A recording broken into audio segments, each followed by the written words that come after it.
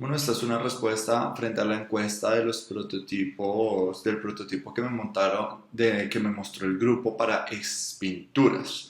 Con respecto a mi experiencia, yo soy diseñador industrial de la Universidad Javeriana. Soy actualmente consultor de marca con especializaciones, posgrados y cursos en tema de marketing, de experiencia del usuario y diseño de experiencias.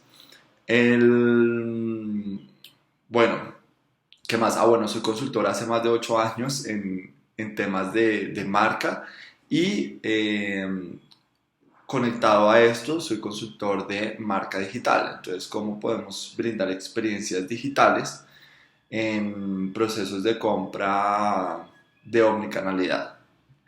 Entonces, actualmente soy docente de la Universidad de La Sabana, soy profesor de Digital Marketing y Principios de Mercadeo, y para la Facultad de Comunicación, docente de e-marketing. Entonces, tiene que ver toda mi experiencia con el tema de desarrollo de marca, desarrollo de estrategias de marketing a nivel tanto digital y la experiencia del usuario en la omnicanalidad. Bueno, ¿cuáles son los elementos principales que debe tener en cuenta la experiencia del usuario por medio de plataformas digitales? Tenemos que entender que siempre en una plataforma digital nuestro producto deja de ser el producto que estamos ofreciendo, el tangible que estamos ofreciendo, sino que se traduce hoy en día en el contenido. Nuestro producto digital es el contenido, lo que le vamos a ofrecer al consumidor y por el cual va a complementar todo su proceso o completar todo su proceso de compra, va a ser a través del contenido que nosotros le ofrezcamos. Entonces, en el proceso de la experiencia del usuario o el Customer Journey, que se compone desde eh, reconocimiento de un problema o awareness, después búsqueda de información, búsqueda de evaluación de alternativas, compra o conversión, servicio y postcompra o lealtad. En todos esos procesos de compra, la marca tiene que estar presente, ofreciendo una buena experiencia del usuario en el tema digital a partir del contenido que le esté ofreciendo al consumidor. Entonces, lo más importante es que se conecte en todo ese proceso de compra con el usuario y su estilo de vida. Entonces, si nace de una problemática o una necesidad, ese solo es un punto. Tenemos que ver su comportamiento en cada uno de los pasos, cómo es que está atento al reconocimiento de su necesidad, cómo busca información, cómo evalúa hoy en día. De pronto esta evaluación no es completamente a nivel digital, ¿listo? Dependiendo de la capacidad de uso digital y de qué tan involucrado está el usuario con medios digitales, su proceso de compra o su Customer Journey puede estar de pronto más a un nivel tangible o físico o más a un nivel digital. Lo ideal es poderle brindar una experiencia de 360 grados combinando los elementos tangibles y no tangibles o digitales, online, offline. Entonces es muy importante que se vea, digamos que ese paso a paso para llegarle en todo el proceso de compra, porque finalmente la experiencia se da es al final, cuando ya tenemos una asociación emocional, ¿sí? O un juicio frente a la marca o frente a la experiencia, a partir de todo lo vivido, ¿no? De toda la vivencia, de todo ese proceso de compra. Bueno, a partir de lo que me explicaron en la solución, eh, yo creo que la idea de la cotización, por decirlo así, mm, sí es válida, pero se queda muy corta, porque si le estábamos hablando de que todo el proceso de compra es lo que me va a brindar una experiencia, la cotización está solo en el proceso de búsqueda de información y si algo en evaluación de alternativas, o sea, yo ya puedo tener algo en la cabeza y quiero evaluar es otra alternativa, en este caso la marca es Pinturas. Entonces ahí tenemos un grandísimo problema porque solo esa consideración, ese pequeño paso, no nos va a ayudar a mejorar la experiencia del usuario. ¿Listo? Solo estamos encontrando una solución de pronto a la problemática que pueda tener hoy en día el consumidor. ¿Qué aspectos considero que se podrían mejorar para que sea más innovadora? Bueno, tengamos en cuenta que es el contenido. La cotización no me está ofreciendo mayor contenido a un formulario. El proceso, digamos que en todo el reconocimiento del problema, la evaluación, la conversión y realmente el servicio se puede ligar a una experiencia un poco más relacionada a la vivencia o al estilo de vida específico de cada usuario. Entonces, esta experiencia debería ser modificable. Tendría que encontrar diferentes opciones a nivel de contenido que me ayuden a resaltar todas esas consideraciones en el proceso de compra. Entonces, desde el problema de reconocimiento, de pronto yo ingresé, voy a hacer una cotización, pero durante la cotización me di cuenta que puedo adquirir un valor agregado de la compañía. ¿Listo? Entonces, a través del contenido que le estoy ofreciendo, a través de, yo no estaba considerando que tenía de pronto que pintar eso, yo no estaba considerando que de pronto se ve mejor así que así, entonces le estoy ofreciendo un valor agregado en todo el proceso, incluso desde el reconocimiento del problema. Eso para hacer un pequeño ejemplo, ¿no? Entonces, ¿qué se podría mejorar en general? Cómo se está presentando el contenido. El contenido tiene que ser mucho más didáctico, tiene que involucrar mucho más al consumidor en su proceso de compra, cómo se comporta, para qué está adquiriendo esta cotización. Es muy diferente lo que algo que sí identificaban ustedes es qué quiere hacer, ¿no? Pues pintar su casa o su oficina o sea, para qué nos está, digamos que buscando, pero tenemos que generar una propuesta de valor agregado mucho más grande que un formulario, pues porque el formulario no nos va a dar una respuesta, de hecho lo podemos llenar y a mí se me puede olvidar al otro día que yo ya había llenado eso y puede haber tomado la decisión antes de que ustedes respondieran.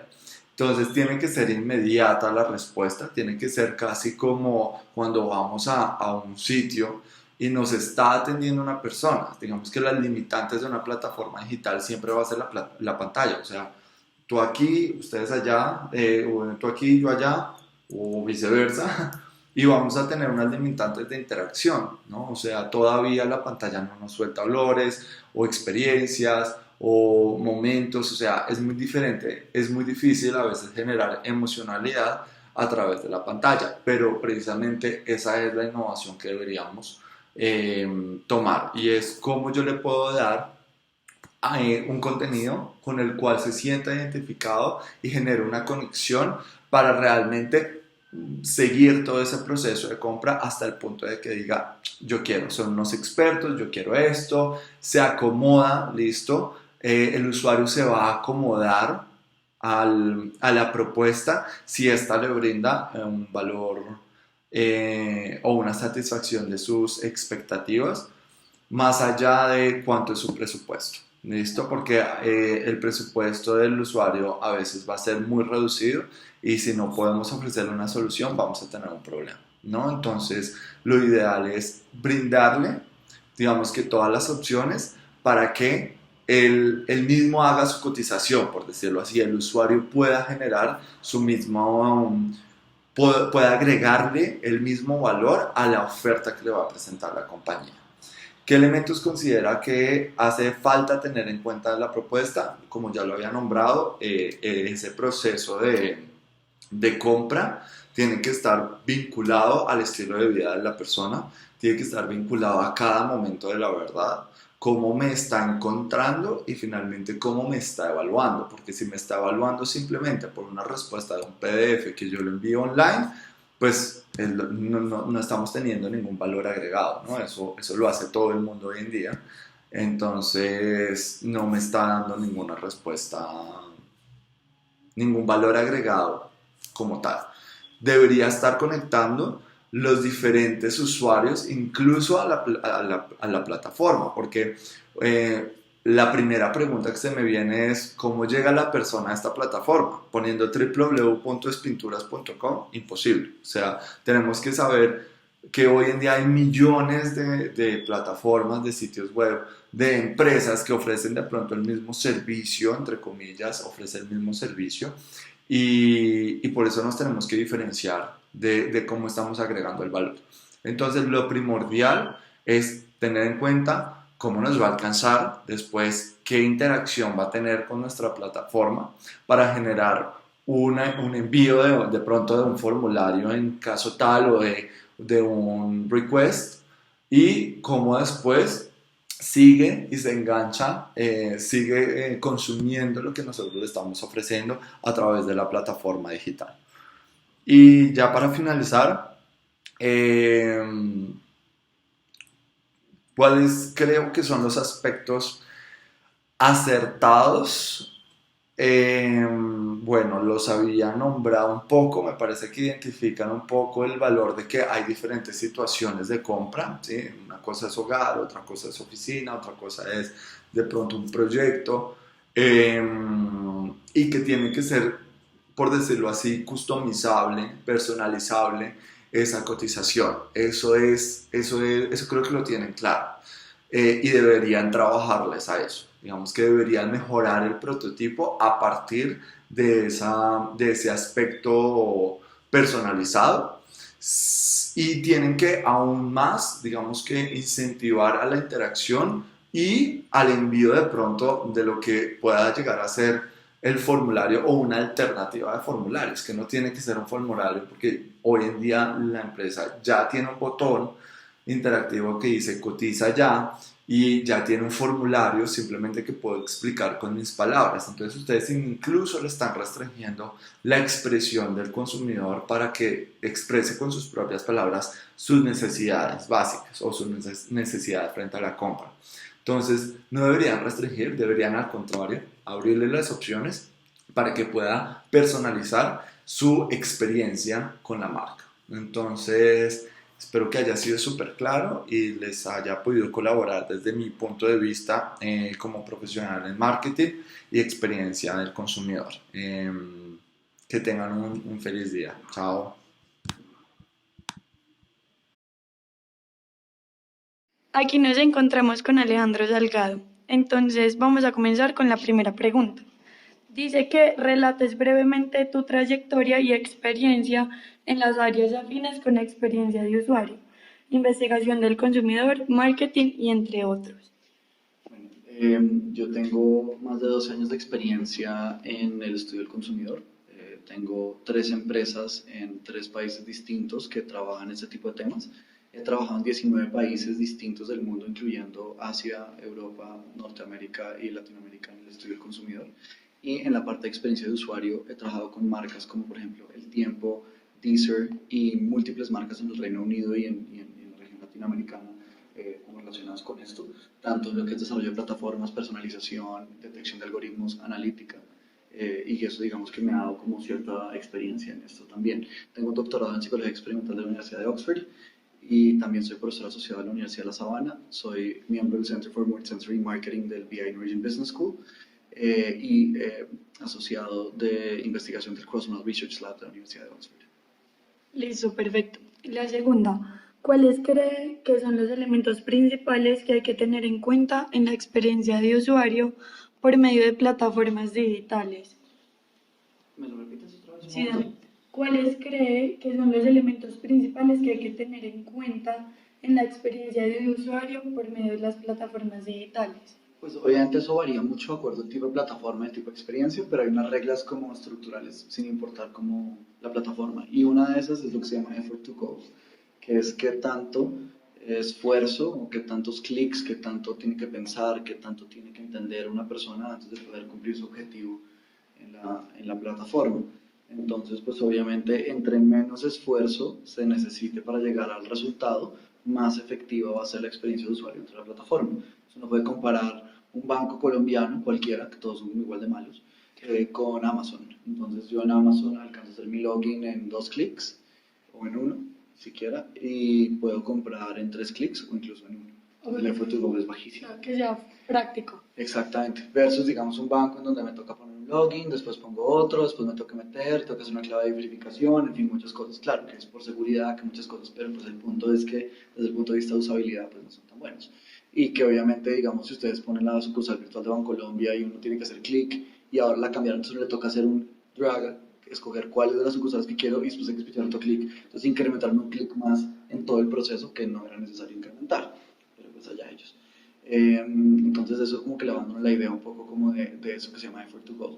Otro elemento fundamental es cómo se definen las zonas calientes y frías de la página, es decir, qué zonas son donde mayor atención necesito que tenga y cómo garantizo que la ubicación de esas zonas es correcta, es decir, que si yo tengo un botón que es el botón que más probablemente van a hacerle clic todas las personas, lo voy a ubicar de pronto al lado derecho arriba, no al lado izquierdo abajo, que nadie lo va a ver, o no lo voy a poner en una zona fría donde no haya mucha tensión, ¿cierto? Que no voy a generar cosas que capturen la atención y me distraigan, o poner imágenes muy poderosas que no los va a hacer que no sean cliqueables para que la persona se pierda, entonces eso también es muy importante, porque entonces tengo una imagen que sí, muy bonita, pero ¿para qué me sirve? No me genera información, no me genera una navegabilidad, entonces todo este tipo de cosas tienen que tenerse en cuenta. Entonces por ese lado, eso le da a uno como algunas ideas de ese proceso. Lo otro, claro, es también entender cómo la arquitectura de la página está conectada a la arquitectura de la experiencia. Es decir, que yo tenga unos clics, unos menús y un recorrido que se asocie no con mi negocio, sino con la forma en la que la persona utiliza, compra o se relaciona con mi negocio. Que eso es uno de los grandes errores, incluso de empresas grandes y pequeñas. Eso, digamos, que serían 3 cosas fundamentales que yo pensaría que pueden responder esa pregunta. Muy chévere. Bueno, la tercera, después de la explicación de la solución, pues la que te di ahorita, ¿qué cree usted que esta puede generar beneficios a la empresa? Pues ahí es difícil saberlo en este punto, porque a la larga, y es una de las cosas que me imagino con las otras preguntas que me contaron, podría responder más adelante, pero aquí no es claro si esta optimización va a generar una mayor rentabilidad sobre el negocio, sino que estamos diciendo, hay algo que no existe, hagámoslo, pero no sé si exista un estudio, un análisis o métricas transaccionales o de mercado que determinen realmente si el modificar esta página y mejorar una página de contacto que cotice realmente es una necesidad o es una ausencia innecesaria. Es decir, no lo tengo, pero no lo debería tener, o no lo tengo y lo debería tener. No sé, con lo que me contaron hasta ahora, esa respuesta no está, no la veo. Entonces, es difícil saber si es bueno o no. ¿Cierto? Habría que hacer un análisis de mercado y hacer un análisis del negocio para poder determinar eso. Listo. Bueno, con la cuarta dice, ¿qué aspectos considera usted que podrían mejorar la propuesta haciendo esta más innovadora? Claro, ahí entonces me puedo como conectar con eso, entonces lo que yo diría, y eso lo conversamos un poco antes de que me grabaran, el miércoles cuando estábamos en clase, y es cómo uno debería fundamentalmente determinar, uno tiene que partir de una consultoría, es el cliente no necesariamente sabe cuál es su problema, el cliente tiene unas hipótesis, tiene unas creencias más que hipótesis, porque son fundamentalmente intuitivas, y si uno es un buen consultor, uno debe partir de la posibilidad de que el cliente no sabe cuál es su problema, es decir, puede que el cliente diga, es que yo necesito diversificar mi negocio a otros segmentos, entonces quiero tomar empresas pymes o consumidores directos o empresas industriales grandes, pero ahí la pregunta fundamentalmente es, ¿tengo la infraestructura, entiendo el proceso logístico, puedo realmente montar la infraestructura necesaria para responder a ese nuevo segmento o estoy asumiendo que todos los segmentos se responden de la misma manera? Si yo digo sí, sí puedo hacerlo, muy bien. Si digo no sé, pues no es el momento, todavía hay que pensar en la infraestructura y preparar esa infraestructura para poder funcionar, para que sea funcional, o por lo menos ir desarrollándola a medida que uno cree esta nueva plataforma. Entonces, eso es la primera cosa, y es uno, diagnosticar el problema. Y no sé si ya lo hayan diagnosticado o simplemente partieron de una cosa que el cliente creía. Dos, determinar si la solución es viable frente a los recursos y herramientas que tiene el cliente, o si lo primero es desarrollar esas herramientas y digamos, como procesos. Y tres, yo creo que también la pregunta fundamental es, ¿para qué sirve mi solución? ¿Sí? ¿Y para qué sirve? No es para hacer cotizaciones, sí, claro, sirve para hacer cotizaciones, pero la pregunta es, ¿esa solución a qué KPIs de mi negocio impacta? Es decir, ¿me va a mejorar las ventas directamente? ¿Va a reducir mi tiempo en call centers o en servicios uno a uno? ¿Va a mejorar mi penetración en el mercado? O sea, ¿cuál es el KPI que va a impactar? ¿Y por qué? Porque uno dice, no, sí, va a mejorar las ventas. ¿Por qué? ¿Cómo? Porque aquí yo no lo veo todavía. ¿cierto? Entonces es muy importante tener en cuenta eso y es cómo lo ato al rendimiento del negocio. Ahí, digamos que yo creo que eso es como los elementos críticos. Y yo les ponía ese día el ejemplo que hablamos el miércoles de lo que fue Farmatodo. Farmatodo arrancó pues con una farmacia como cualquiera de las otras y montó su e-commerce. Entonces Farmatodo en esa época facturaba 150 millones de pesos mensuales en el canal directo y 4 millones de pesos en su e-commerce, cuando abrió el e-commerce y no le funcionaba. Entonces fueron como, oiga, no, mire, es que tengo un problema porque no me funciona el e-commerce, yo ya lo monté la página, todo me funciona, mire, ¿qué me falta? Pues entonces cuando uno miraba, pues lo que le pasaba a Farmatodo era que pues, no tenía un proceso logístico, no tenía los procesos necesarios para soportar su e-commerce. No tenía los tiempos de respuesta correctos, no tenía la atención, no tenía un sistema de inventariado, de respuesta, de conectar la droguería que sí tenía el producto correcto con la persona que lo estaba pidiendo. Entonces, ¿qué pasa? Pues obviamente no puso plata. Y porque ellos querían que era montar un e-commerce, y entonces lo montaban y la gente llegaba, como en la iglesia, pues, y eso no funciona así. Uno primero tiene que decir, bueno, cómo llevo a la gente, cómo la engancho a la página, de dónde los estoy trayendo, ¿sí? Eso no era claro.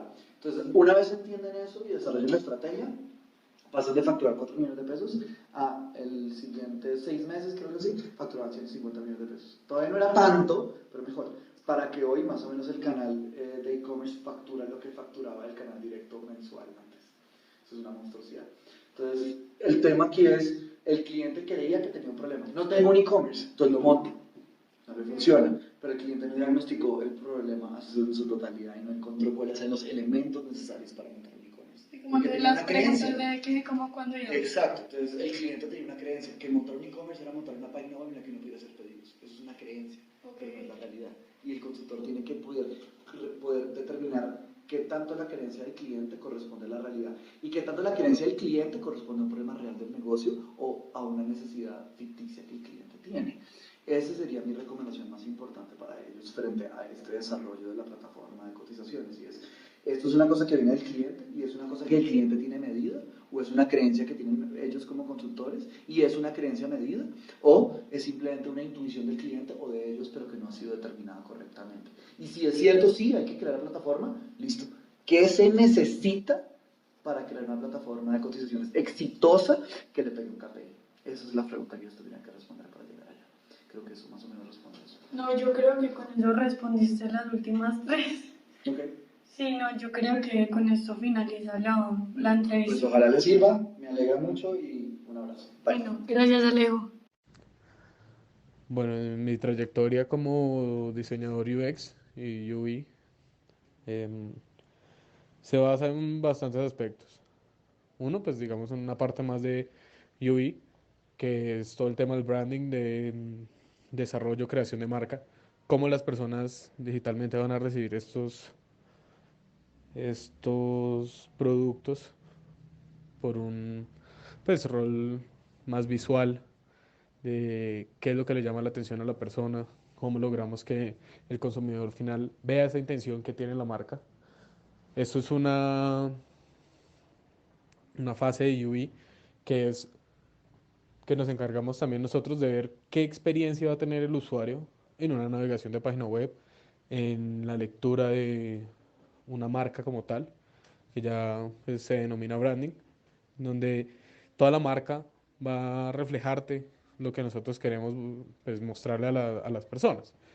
Entonces, con esto es una relación muy cercana que hay, digamos, con el UI. Es un restaurante donde la idea era que las personas les diera hambre y se sintieran cómodos al estar en el restaurante del tema.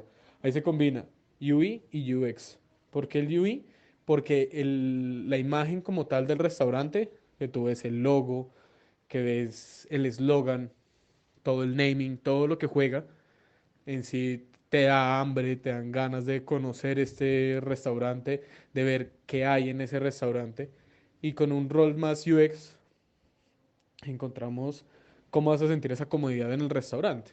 Eso ya es una relación UX y ver cómo logramos nosotros generarle esa sensación de hogar en ese restaurante. Eso es como más UI que UX. Como UX, sobre mi experiencia, digamos lo más relevante ha sido la transformación de un concepto de las personas hacia un candidato a una alcaldía, donde esa persona no se quería ver afectada, digamos, por su partido político, buscaba más apoyo, digamos, de la gente, que lo vieran como persona y no como un partido político, en donde cada, cada factor, cada acción, cada relación que él tuviera con una persona, en este caso, o en un consumidor final, o sea, en diseño, cuando se habla de un UX, el producto en este contexto va a ser el candidato y el consumidor final, pues va a ser el que votaría por esa persona.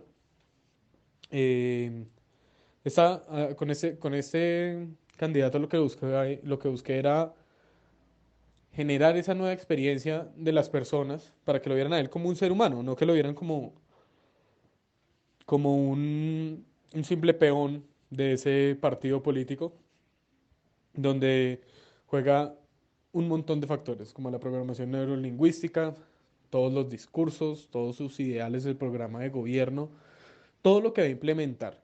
Entonces, en este caso, era tan mínimo y tan detallista el tema, y creo que mínimo no se puede utilizar ahí, minucioso,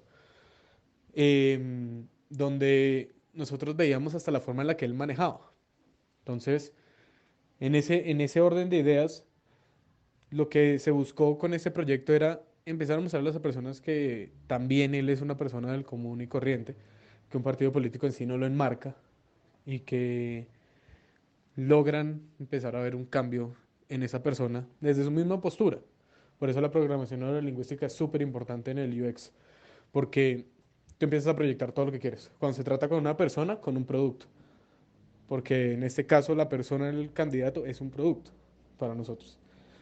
Em, Más como un rol de marketing que también influye bastante en UI es, digamos, con ese mismo candidato, todos esos detalles mínimos, qué es lo que va a mostrar la persona, qué es lo que quiere, cómo lo piensa lograr, que sea por medios digitales, es un marketing acertado.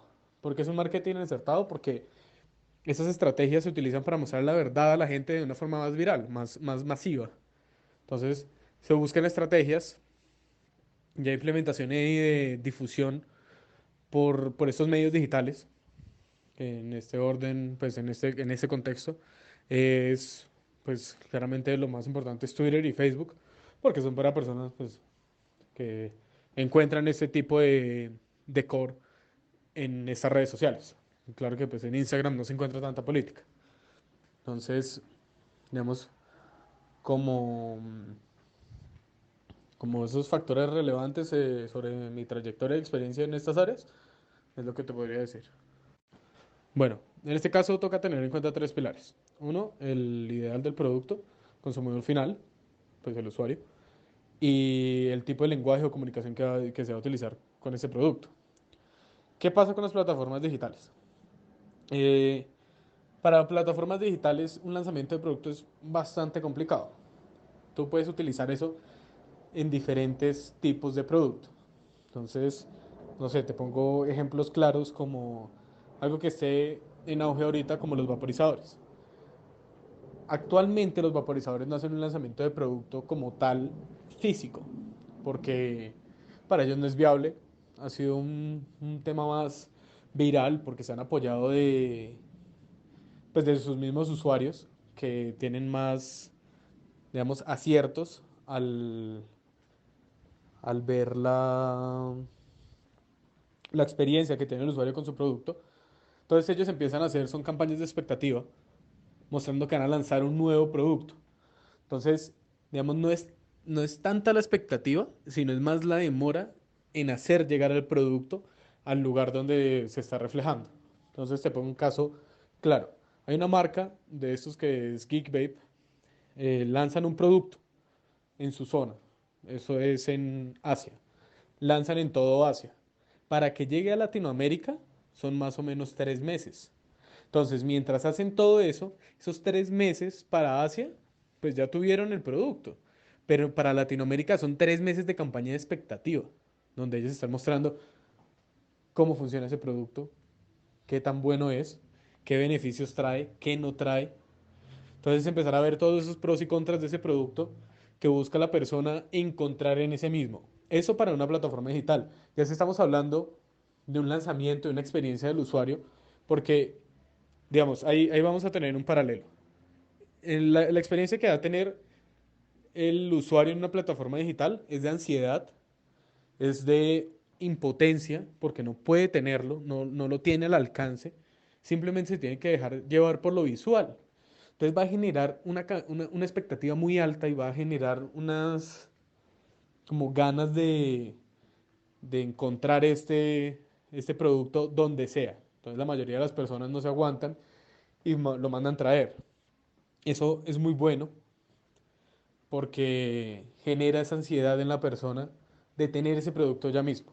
Y también ese mismo ego de la persona de decir, yo voy a ser el primero que lo va a tener en mi país. Entonces, eso como un rol de lanzamiento o experiencia en usuarios en plataformas digitales es muy bueno.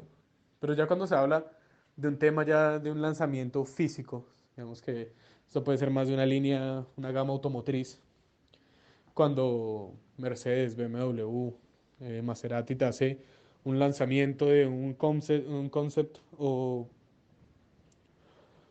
una nueva línea de carros, un lanzamiento de su nueva Family Face o lo que sea, te van a mostrar qué beneficios trae ese carro en tu país. No te genera expectativa. Se hicieron sus pruebas de terreno habituales como se hacen en cualquier país, donde tú ni por enterada te das.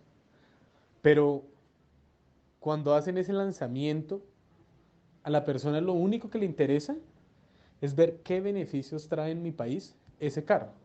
Consumo, ahorro, claramente los temas de costeo del mismo producto, que ya son valores mucho más altos, donde se ven todos estos roles de experiencia un poco más centrados, porque le mostramos a la persona que acá tiene que pensar aún más, acá ya a mí no me sirve aquí generarle mucha ansiedad y desespero.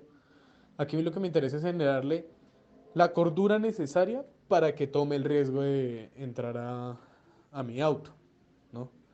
Entonces, siempre hay que tener claro el tipo de producto antes de poder empezar a hacer un, digamos, un lanzamiento o buscar una experiencia por plataformas digitales, porque muchas veces puede llegar a ser un arma de doble filo, porque no todas las plataformas digitales funcionan para un mismo producto.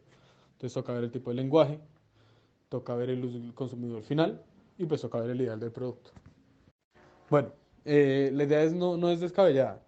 Hay que tener en cuenta bastantes cosas, como que el tema de presupuesto yo lo sacaría de ahí. El tema de presupuesto es algo mucho más personal, más de una conexión de algo que le genera a esa persona, ese vendedor, a ese cliente.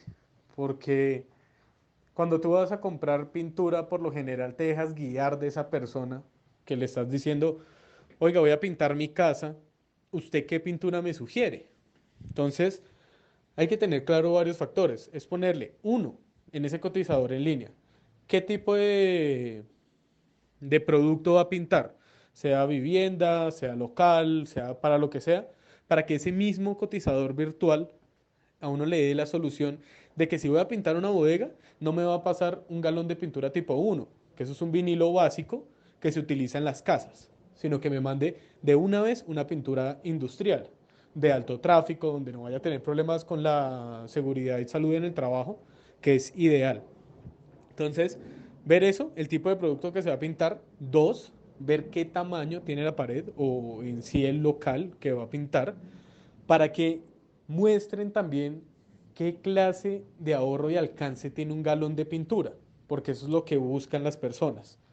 Cuando una persona va a pintar, tiene claro que un galón le alcanza para X cantidad de metros cuadrados. Entonces, si yo le muestro que mi producto, si, voy a poner un ejemplo, un galón de pintura convencional me alcanza 4 metros cuadrados, pero mi producto le va a dar 6, ayuda a generar más ventas. ¿Por qué? Porque es que muchas personas no utilizan bien eso.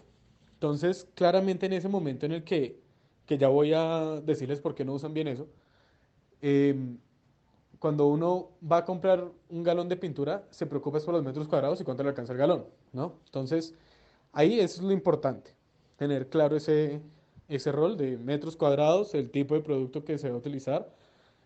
Podría tener un previsualizador del tipo de color que quiere para que él pueda ver más o menos un contexto en dónde se vería, porque por lo general las personas lo que hacen es ver una muestra.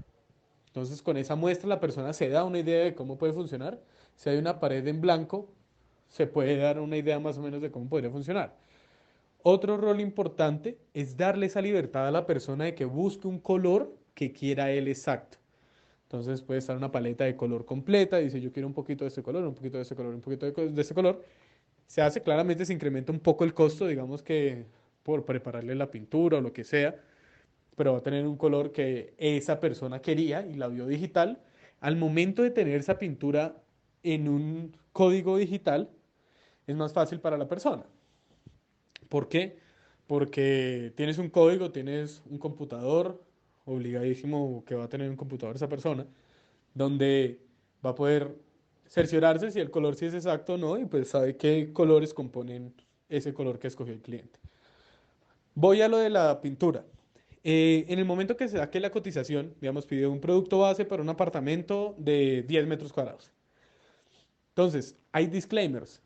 Entonces, son cosas donde yo le aseguro a mi cliente que se utiliza un rodillo tal que vendo en mi tienda, le da dos manos, le alcanza para 6 metros cuadrados. Pero ese disclaimer tiene que ser clarísimo. El rodillo tipo uno con el galón tipo uno vinilo para apartamento X, pared, lo que sea, de interiores. Si le da dos manos, le alcanza para 6 metros cuadrados. ¿Por qué esto? Porque muchas personas se vuelven a decirle a uno, no, no me alcanzaron los 6 metros, me alcanzaron para 5. Entonces uno le pregunta y le dice, ¿por qué? No, es que utilicé una brocha. Claro, miren su cotización, hay un disclaimer donde dice, este rodillo que vendo yo en mi tienda, genera esto. ¿Por qué eso? Eso ayuda a generar aún más ventas y es más rápido. ¿Por qué? Porque la persona se está despreocupando de qué tipo de material necesita y eso va incluido en la cotización. Entonces, cuando uno le pasa la cotización a la persona, se le envía al correo, uno le da la opción de decirle, cuando esté en la tienda, yo le pongo ese rodillo. O se puede agregar ese rodillo como cortesía de parte de la marca para que sea aún más efectivo, digamos, como para generar esa rapidez de uso. Claramente también toca poner que en esos disclaimers los tiempos de entrega. Si mi cotización es de las 6 de la mañana a las 12 del día, se puede entregar a las 6 de la tarde. Si es de las 6 de la tarde a las 6 de la mañana, se entrega después de mediodía. Para que sea algo lógico y algo que una persona pueda tener el tiempo de desarrollarlo y de poder tener los productos listos. Entonces lo que se hace es un canal de distribución aún más rápida y un canal de recogida. Porque es que a la persona no le interesa si hay domicilio o no. Con tal que me tenga mi producto listo, yo busco la manera de ir a recogerlo. Eso aún así ahorra costos para ese cliente, para esa empresa. Porque uno, no le estoy obligando a tener domiciliarios. Dos, simplemente lo que hago es estructurarle las órdenes del día de tal manera en la que él pueda cumplir y no se vaya a quedar atrasado. Porque claramente al tener un disclaimer, lo que va a pasar es que el cliente está en todo su derecho de pelear, de alegar, hasta de complicar esa compra si no se cumplen las horas establecidas por por la empresa como tal.